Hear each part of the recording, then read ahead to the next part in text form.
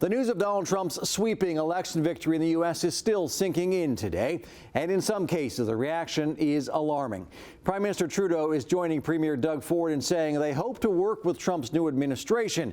Along the Niagara border today, Americans visiting Canada told CHCH News they're afraid of what's going to happen over the next 4 years.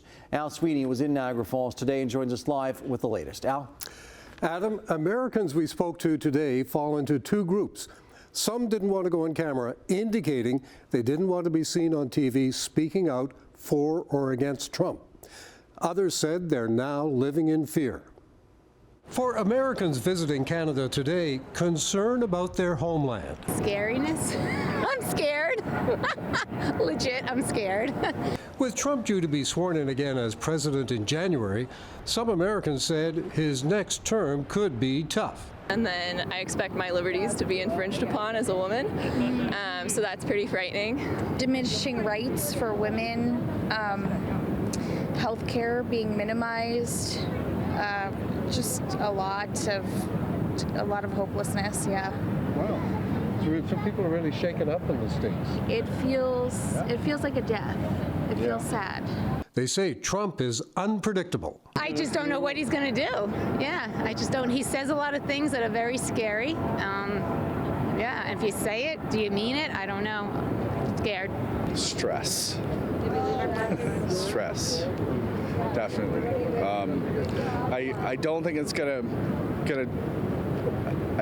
turn out well, but I have hopes that it'll be okay. We're going to fix our borders. We're going to fix everything about our country. And Trump has said fixing everything would include steep tariffs on goods entering the U.S., potentially pushing up the cost of Canadian products sold there. The Prime Minister is hoping for a Canada-U.S. partnership. We know that President Trump has made very, very clear his emphasis on supporting American jobs and moving forward in ways that are going to benefit people in his country. And we know that there's a way to make sure that is done in partnership with Canada that's going to benefit people on both sides of the border. With the Premier saying Americans can't endanger their reliance on Canadian trade. We're the #1 trading partner to 17 states, #2 to 11 other states.